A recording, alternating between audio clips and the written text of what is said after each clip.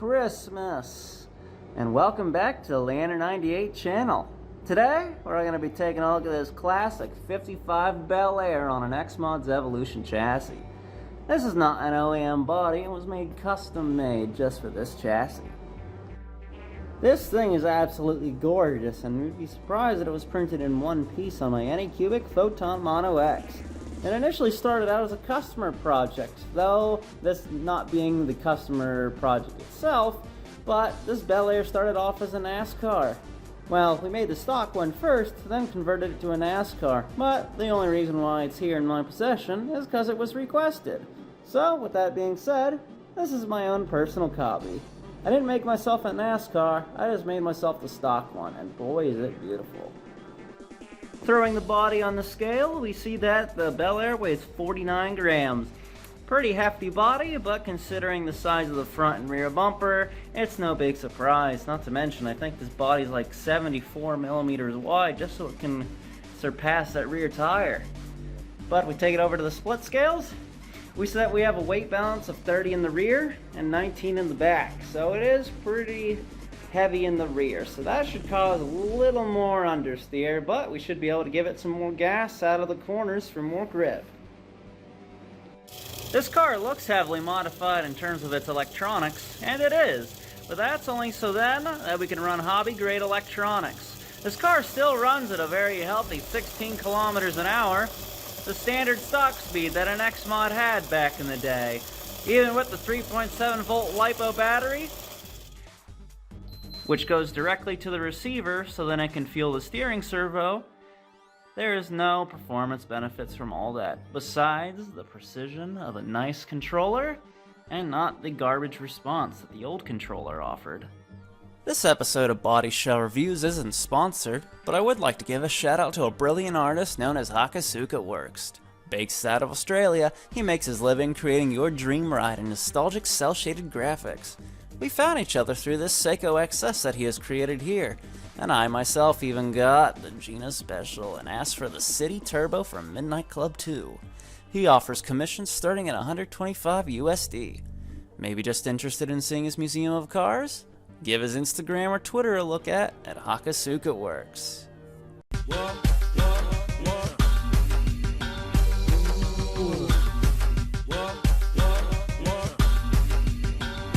Oh!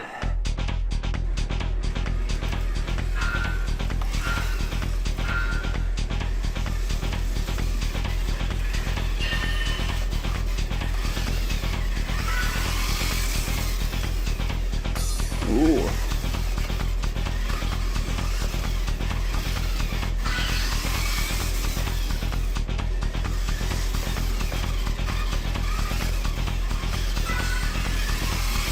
That felt fast.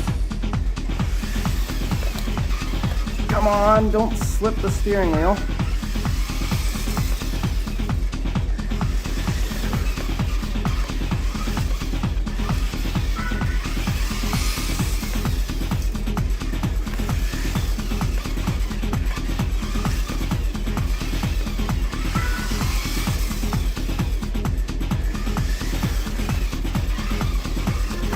Oh, it's slipping. Maybe I gotta get a rubber grip.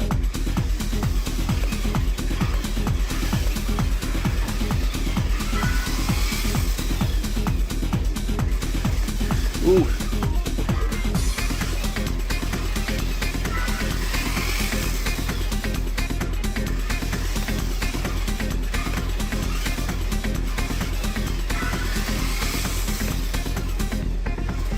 Woo! We got a lot more sag going on there than I think we're supposed to. Hold on.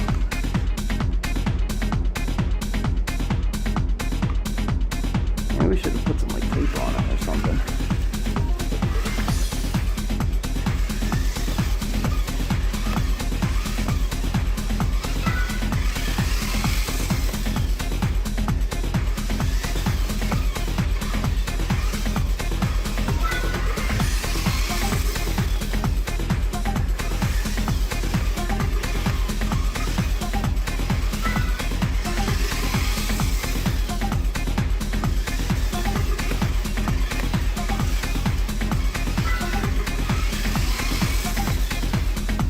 That's the case. I wonder what happens if we wreck. How about we don't wreck?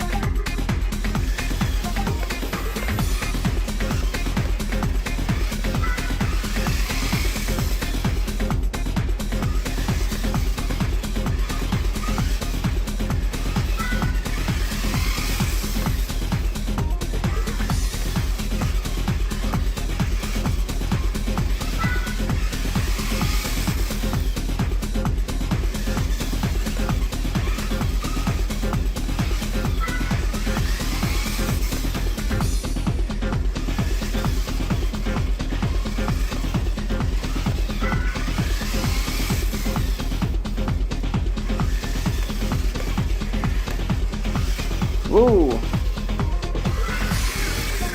some rear spin going.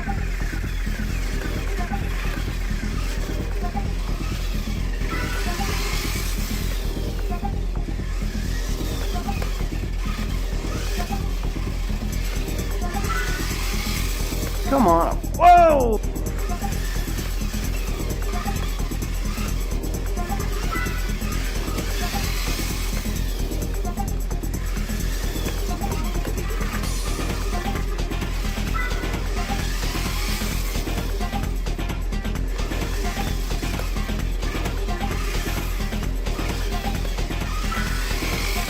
Maybe we're getting a little too chill with the throttle. Oh well. That's it. That's it for the Christmas run. This thing's beautiful. I'm glad we didn't wreck. Merry Christmas. Let's take a look at that timesheet. As we can see, our best lap was a 7.598 on lap 2. It always sucks when the best laps are right at the start, but to be honest, I think I was the most ballsy when it came to that, because sometimes the amount that you're able to slither on that S-turn in the back can really make or break it. And I think after we had that little incident where we had to pull into the pits because the body was sagging, I might have got a little weak. So the problem with this chassis is that it uses a 65 Mustang front clip, and it's a 98 millimeter chassis length. This body was made before I made that conversion for a classic chassis. This was because the 70 Chevelle was just way too high to use the G35 clip, so we opted for the 65 Mustang clip. And the Chevelle was actually made last out of the Eldorado and Bel-Air trio that we have. So that is what we went with. So even though we had that wreck and the pit, we had 27 laps, and which was actually pretty good. So that's good to see this happen. It understeered like normal, but that's how the chassis is set up. So I'd say that this thing was pretty good. We did have a little bit of oversteer that was caused, but I think that's because this chassis allows you to be a little gutsy sometimes. But that requires some throttle play that I'm probably not skilled enough yet to do on this track. Anyway, thanks for watching, and once again, Merry Christmas. One last thing before we close here on this video. If you like the cars that you saw in this video, take a look at the link down in the description. It'll take you to my Cults 3D page where you can download the STL file for just $1. That $1 will get you a dummy chassis and the body in resin printing and FDM plastic printing as well. This way so that you can print it whether or not you have a plastic printer that you want to use for racing, or maybe you got a resin printer that you want to use extra detail for. Either way your taste, you can download the car that you saw in this video today on my Cults 3D page that's down in the link in the description below. If you liked the video, please hit the like button, and if you're new, subscribe for more RC driving content here. That's quite a few different things that we do on this channel here, so I apologize if it's never one exact thing. Until next time, thank you for watching, and I'll see you in the next one. Goodbye. Oh!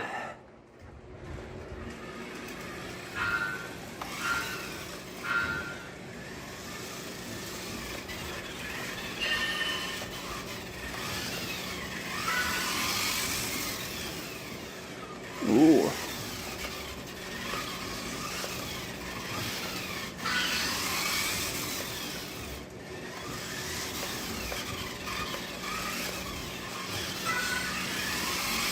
That felt fast. Come on, don't slip the steering wheel.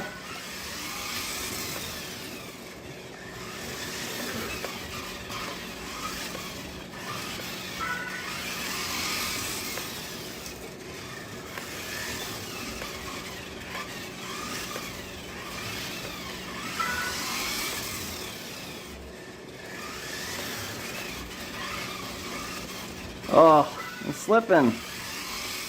Maybe I gotta get a rubber grip.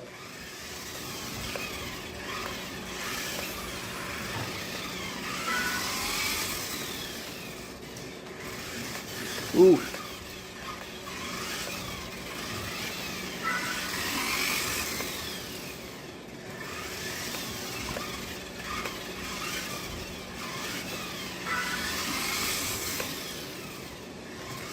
Woo!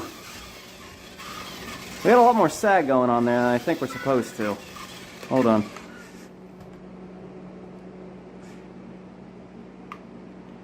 Maybe we should have put some like tape on it or something.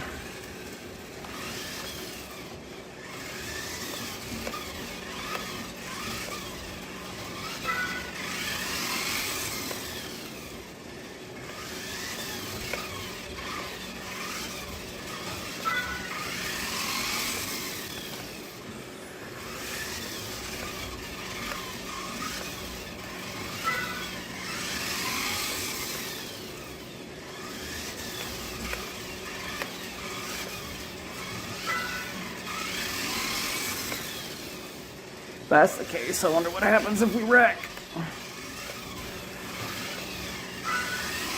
How about we don't wreck?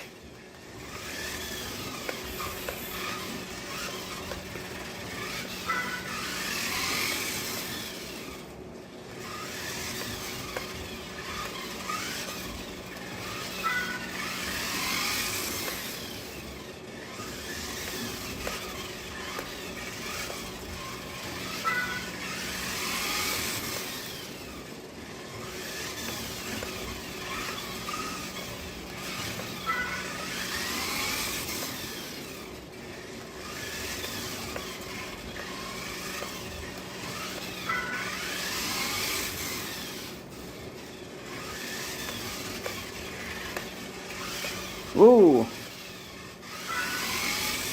Some rear spin going.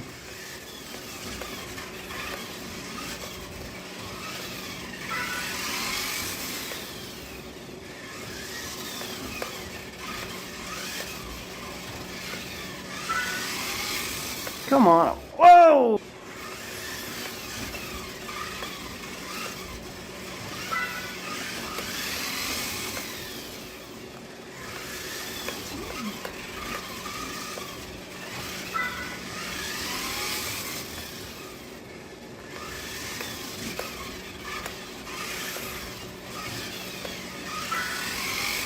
Maybe we're getting a little too chill with the throttle.